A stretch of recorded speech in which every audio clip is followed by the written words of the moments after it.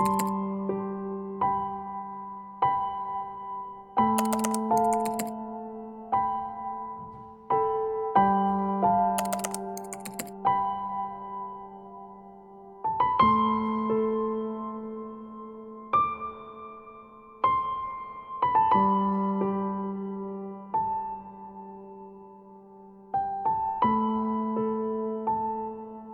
branch snaps under your foot.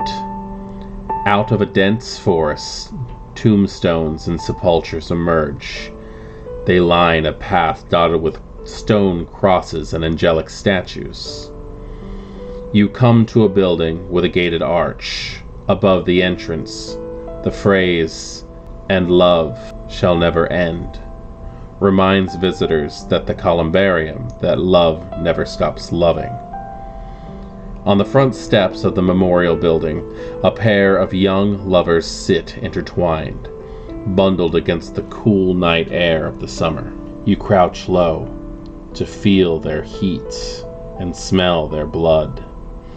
Hunger growls from within you as you prepare to pounce. Patiently, you stalk your prey, allowing the two to continue their embrace, while you blanket the area in darkness so thick it blocks the light from the moon and the stars above. As they kiss and paw at each other, you slip your shadows around them, like you've gifted each of them with an extra set of hands. Slowly, you squeeze.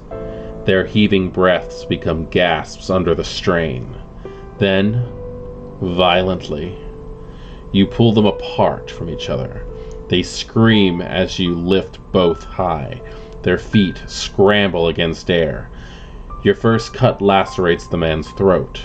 The girl cries out in choked wails with blood sprayed across the columbarium gate. You bring the boy down hard, snapping bones in the process. Your second cut serrates the girl's leg and side. More blood leaks from her onto the grass like a broken faucet. And as your shadows tighten around her throat, she too goes limp.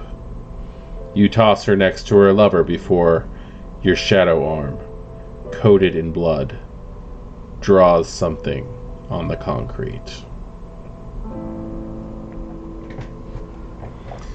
So our characters wake up to yet another dream, another horrible, horrific nightmare of death.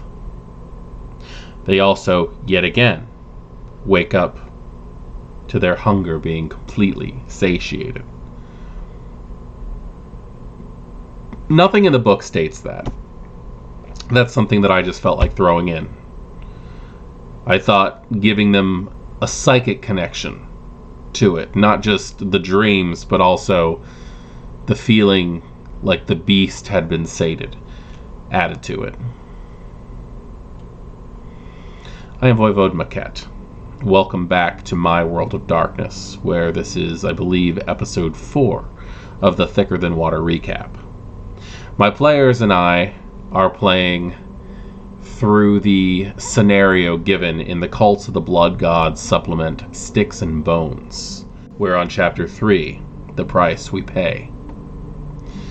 As the characters wake up, groggy, Sam Heron, Tinia Jabbar, and Damien Hargrave are all staying at the Benson Hotel in the suite given to them so that they could keep an eye on Haramishu Asano, which seems to have taken a back seat to this investigation that is going on right now. We have a serial killer on the loose, one that is threatening the masquerade, a kindred serial killer, it seems.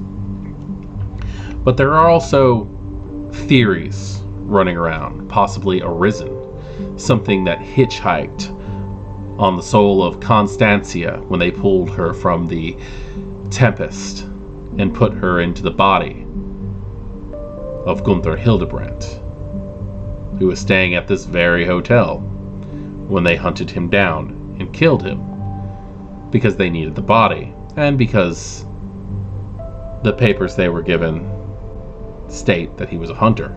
As the characters wake up, They each have their own little messages waiting for them on the phone. Tinia checks her phone and finds that there's a message from Colin Griffin, her sire. He lets her know that there has been another killing. He lets her know the location. He also lets her know that Alexander Thorne, child of the prince, knight of the cult of Mithras, and also the man that they outbid at the auction, was already on site. Damien, however, wakes up to a phone call from his sire, who is also informing him that the murders have occurred, where they are, and that he expects to see him there soon. Deacon Royce is not a happy sire at the moment with his child's seeming involvement in this.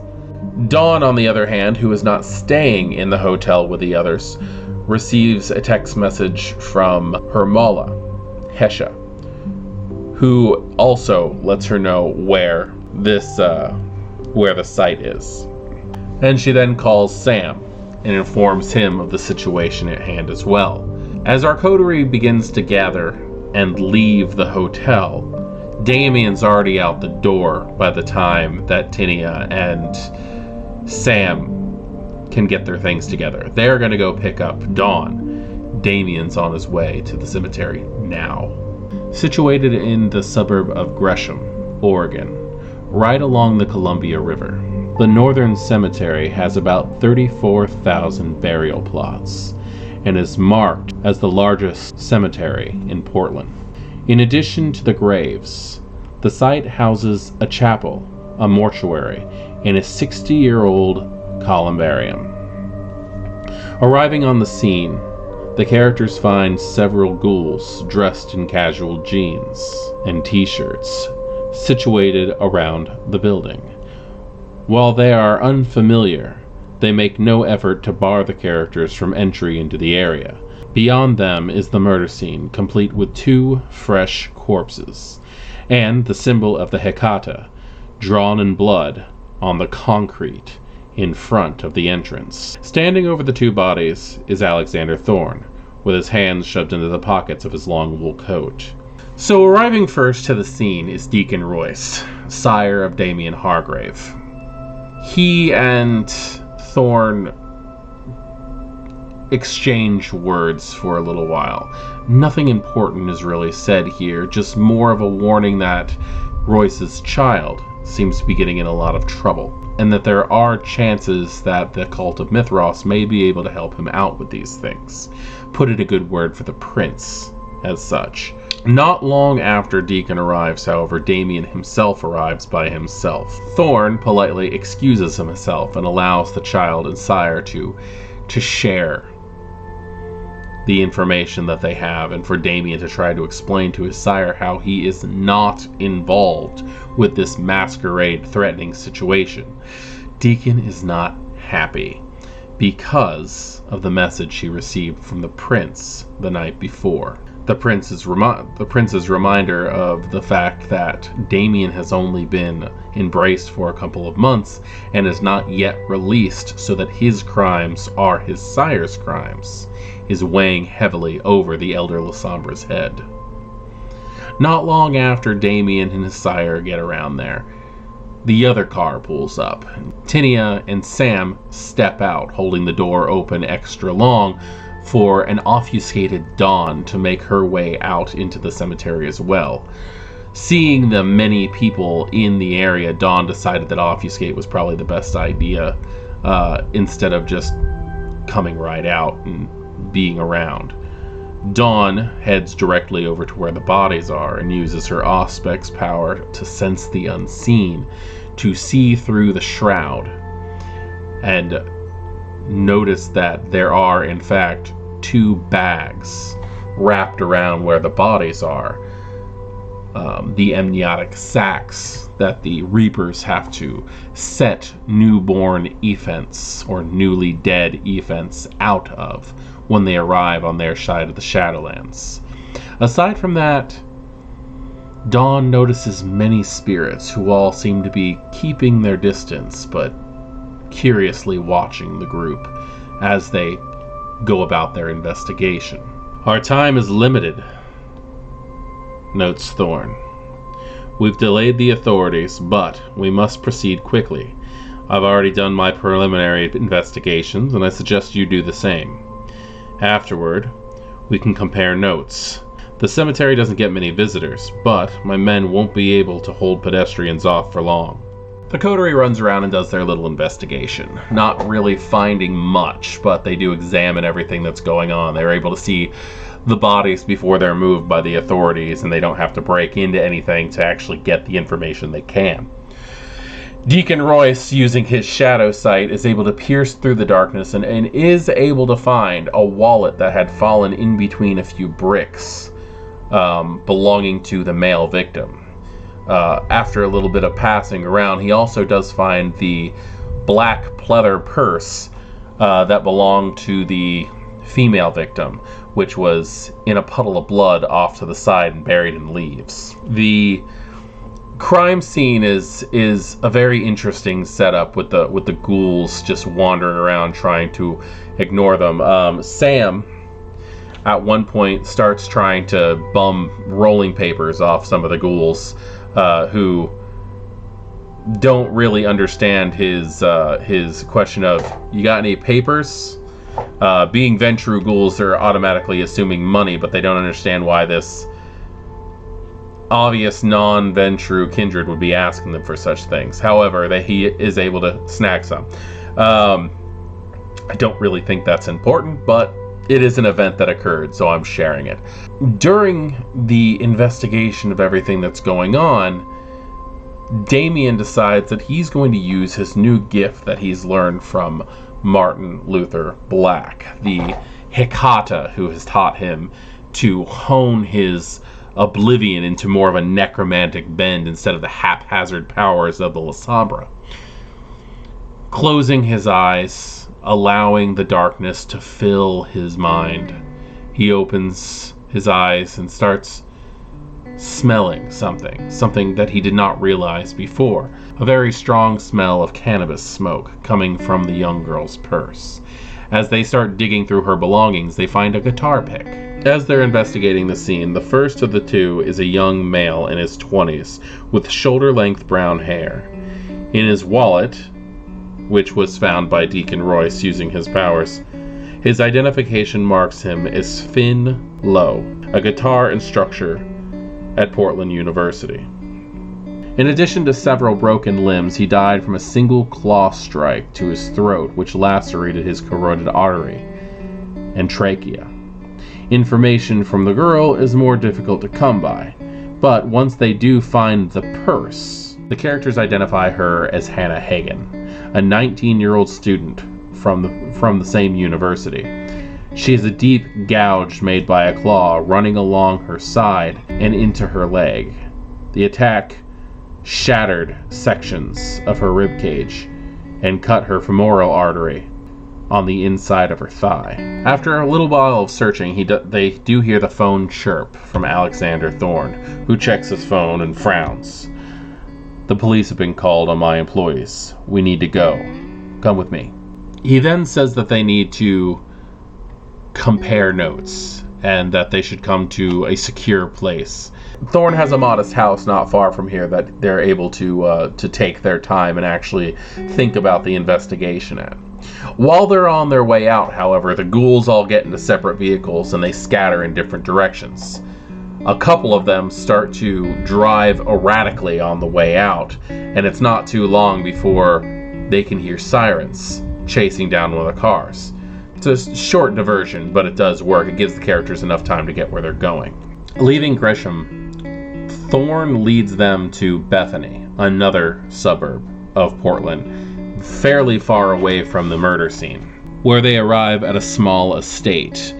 What Thorne refers to as a modest house is actually a 400 square meter piece of real estate worth several $1 million. Iron fences surround the two-story neoclassic structure. Forgive the drive. Thorne leads them inside. We needed some place we could talk privately, and this estate belongs to my family. We use it to entertain guests, and please, do not fear me. I have great respect for the Hecata as my pater, Lord Roger de Camden is one of the most honorable kindred I know. The interior is as stately as the exterior, with clean white walls and vaulted ceilings. Thorne leads the way, talking them through the main portion of the home to the set of glass doors leading outside. They step onto an impressive veranda overlooking a meticulously planned garden. A statue stands in the center of each flower bed, and the faces of these statues kind of give Deacon Royce a sense of, I know these individuals, but it's been a very long time since he's seen the majority of them, so he can't quite make it out. What the characters don't fully understand is that the statues are all incredibly important Ventru that belong to the cult of Mithras. Among them are Anne Bosley, the Duke and Duchess of Amber, Jan Petersoon, Julia Antessia, and the grandest of all, the infamous Hardestat. The hands of masters, most likely found among the Toreador, exquisitely carve these exalted kindred. They all face a dominating central figure, classically handsome, with shoulder-length hair. Even the non-Ventru among the kindred may recognize him as Mithras, the former Prince of London. So here, the characters are given time to basically regroup and are allowed to ask questions, which they don't. There's a lot going on right now. While this is happening, Tinia receives a phone call from her brother, who lets her know that he's in the hospital. Two guys came out of nowhere, beat the living dog shit out of him, and then when authorities arrived to pick him up off the ground to make sure if he was okay, they found heroin on him that didn't belong to him. He swears that that's true to his sister, but he's sitting in the hospital with a broken arm, a broken leg, and a couple of broken ribs, and awaiting to go to jail. While this is happening, Dawn also receives a phone call. This, however, pushes her out of obfuscate because her phone wasn't on silent. She's not used to carrying it around. So as the classic Nokia signal goes off, and Thorne realizes that he has another guest at his home, which he sort of expected but wasn't going to pry, Dawn finds out from Hesha that Brittany has been shot at, not hit. At the exact same time Dawn is on this call, Sam is getting a call from the bodyguard service saying that they had to pull back, that the man who is watching her, their target, Brittany, the night before, had led her to safety, and one of the bodyguards got shot by a sniper. So there's a lot going on right now, needless to say. After a little while of discussing exactly what the hell is going on, they did eventually ask Thorne how he found out about the cemetery, why he had arrived. Thorne's reply is that he was watching the cemeteries. He wants the jar. And since the Hecata had it, he assumed that it was going to be for some ritual purpose. And these rituals happened to take place at cemeteries in his mind. So he was watching the area, watching several of the cemeteries at the time, and this is the one that his men informed him about. With time running on into the night, Thorne decides that it's time to finally get to the point. You have a choice. I want the Venetian jar. You give it to me, and I'll mobilize my substantial resources to help you solve this problem. Members of the cult of Mithras stand among the ranks of the Camarilla and the Anarchs. We can be valuable friends to you and yours. We can help you catch this killer and protect those that you care about. Refuse my offer, and you make an enemy of us. You decide. The characters take a couple minutes and just decide that this is probably the best deal that they're going to receive.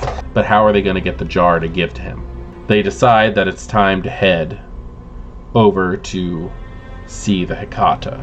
While at Thorne's estate, Damien has an idea, however, and what he decides to do is to get out the guitar pick and perform the ritual to summon a spirit.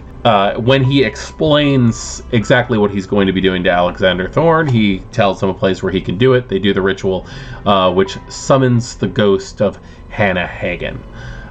She's nervous and a little twitchy, just as the last wraith that they summoned before.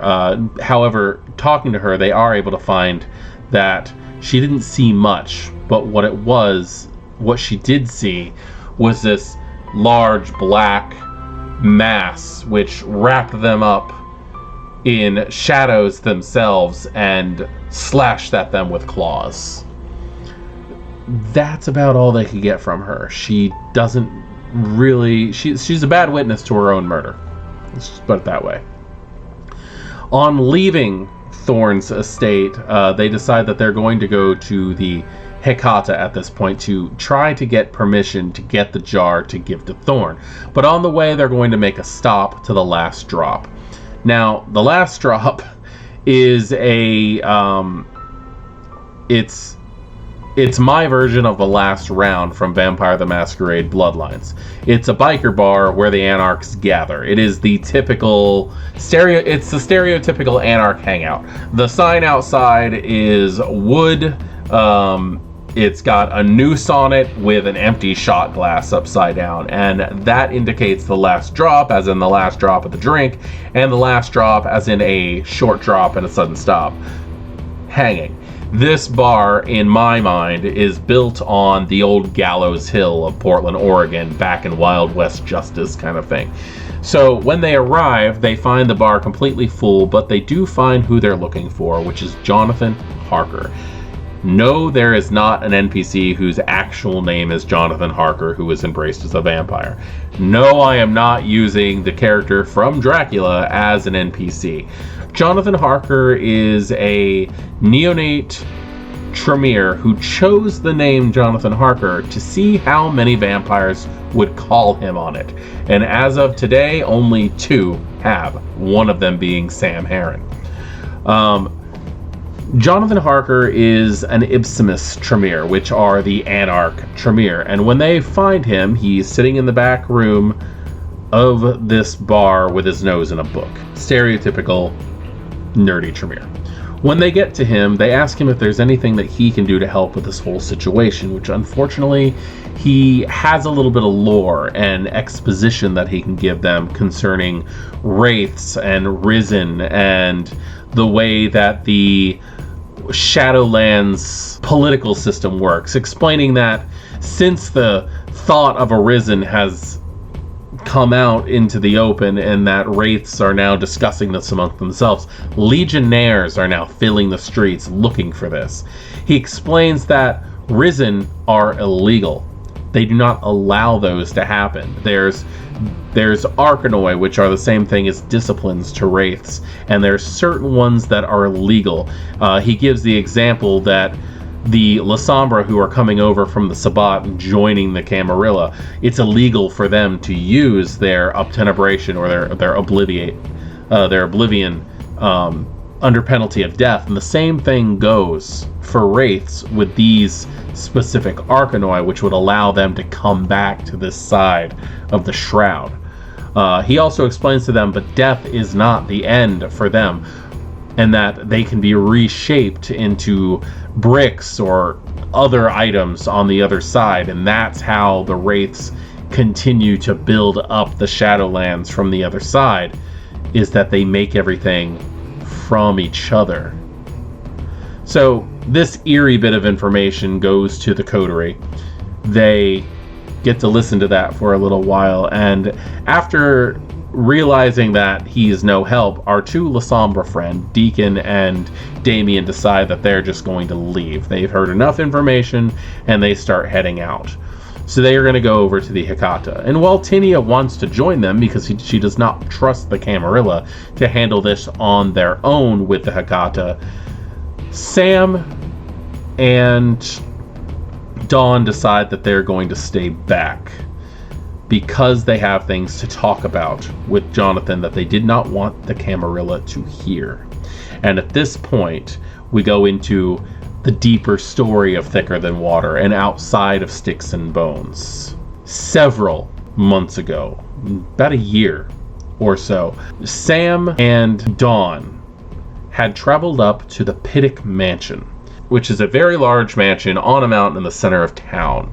Now, the reason why they were doing this is because they were looking for Brittany. Brittany had gone off and entered the Pittock Mansion. There's a whole thing going on here about Brittany being going missing and wraiths being involved and such. When they find and meet Jonathan Harker, he explains exactly who he is and how he works with the ghosts, and that the prince of the city had actually hired him to go and try to calm the restless spirits at the Pittock. While they're looking around, however, they end up finding a secret passage in the fireplace of one of the main sitting rooms. Entering it, it slams shut on them, and they're not able to get it open. Harker is knocked out. No one exactly knows why. And there's a very long, winding staircase heading down into the heart of the mountain itself.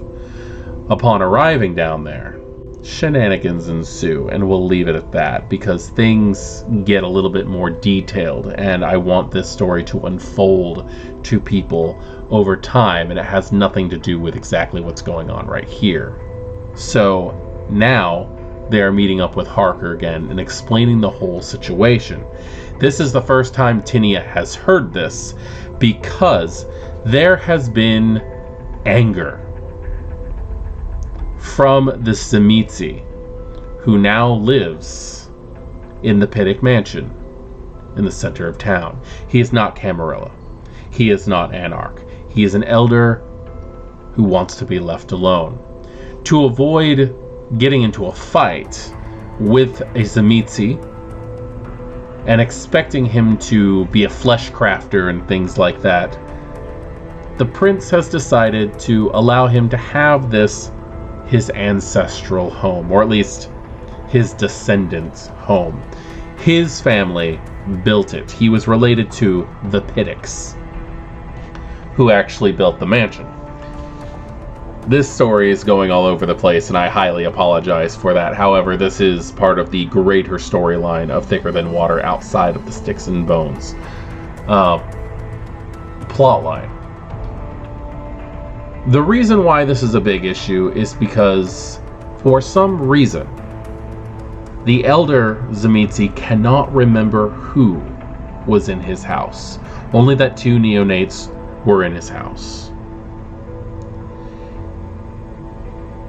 He at some point did contact Jonathan Harker and bring him back in for the same reasons, to try to get the wraiths to leave and to handle the situation. However, with everything that Harker was able to tell him, which Harker does not know because the ancient Tzimisce has erased portions of Harker's memory, so he does not know exactly how far his knowledge went. So yes, I'm very sorry. That was a lot, but that is why they wanted to discuss things. They got into a discussion with Harker about why things are happening the way they are, and who is what the old Tzimisce knows and things like that. Tinia is just floored, but she does find out also that when the city was going on this hunt trying to figure out who these 2 kindred were who were trespassing on the Tzimisce's property, they were able to calm it down when Sam and Dawn went to her sire, explained the situation, that it wasn't his property when they entered, but when they woke up and were able to leave, that it was. So it was an accidental trespassing. Arriving at the Hecata Temple, Damien and Deacon find the Hecata Temple nearly deserted. There's one mindless corpse who's lazily sweeping the floor. They are able to find Mother Anya and explain the situation, where they do get lost in conversation for a little bit, catching Deacon up to speed with everything that's been going on as of late. After a little while, the rest of the coterie arrives just in time to hear Deacon say that he does not care about how many people this thing kills. He cares about preserving the masquerade and the safety of their kind. The neonates of the Anarchs are not 100% happy with hearing this elder of the Camarilla say these things. However, they do also catch up with Mother Anya and find out that she does not know much because she's been spending the majority of her time fixing up this escape plan, just in case the prince decides that the Hecata are going to be serving as an example for why you don't break the masquerade in his city. After a few minutes of conversation with Mother Anya, they do go down to speak to Mora, the Death Seer, who is in the sanctum where they performed the ritual, packing things. When they walk in, the Death Seer just starts talking to them without even looking up, just says, "I know. There's been another. I recognize the site. The Northern Cemetery. But the timing of it is suspicious. The attack happens early in the morning, but we only experience them while we sleep during the day. It is a kind of aftershock or phantom memory, I think. But that also means we are 12 hours behind these attacks. I must take time to think on this." They have things to ask her, and conversation kind of runs in circles. There's not much that the Death Seer has to offer in this conversation because they have the same information that the coterie does, considering the fact that they're all sharing the same dreams. But Mora does suggest that they go speak to Constancia, and when they do... When they go speak to Constancia, the newly resurrected elder is in her room, and she grows accustomed to utilizing a man's body. Constancia chooses different men's garments from a rolling rack and tries a sports coat and smooths the lapels as she admires herself in the mirror. Attempts to ask her about the murders results in easy laughter. She teases the coterie about their soft hearts and their queasy stomachs. What have we become? When have we ever done the bidding of a Camarilla prince? Foolish babies. You do not see what we can make of this. She is highly unconcerned, and whenever the Kindred start doing anything, she starts talking about the marvelous technologies that could be within Kindred hands if the Camarilla would just stop hiding from humans, because it's dumb. She is from a time well before the masquerade, and if a vampire wanted something, they just walked in and took it. This was an amusing scene. I highly enjoy playing Constancia, because I walked up to Tinny and I snatched her hat off and put it on put it on my head, tested in the mirror. If you want something, children, you just walk up and take it. Send the prince. It was a lot of fun to play somebody who just did not care what the prince had to say for any reason whatsoever, and that the idea of the death of a human should not concern us. And eventually, and this is one of my favorite things that I got to say, was eventually it will die. So just let it go until it does. It's not that big of a deal. They have a lifespan. You can wait 50 years. We're vampires. We're going to live forever. It just the look of people who are playing neonates who have not fully grasped the idea of how long they have on this world, talking to someone who has not only lived for hundreds, if not 1,000 years, died and then came back. Well, that was just funny as hell. Given that, however, the sun was getting close to rising, and they all did decide to stay at the Hecata temple for the day. And that is where the story left off. This was a night where a lot was accomplished when it came to investigation. The characters went everywhere. They talked to various NPCs. They just weren't able to quite fit the puzzle pieces back together. Tinny and Dawn are seriously feeling how damaging kindred life can be to your touchstones in the situation where people are outright attacking their loved ones. This has been a very interesting night, just all the way around. And I cannot wait to see what happens in Chapter 4. We are getting very close to the end. And I think in our next session we might actually be able to finish both chapters in one thing. I could be wrong. I could very well be wrong. But I look forward to it. Anyway, I hope you're all enjoying this, and if you're not, don't watch it. I am Voivode Maquette. This has been My World of Darkness, and I will see you next time. Good evening.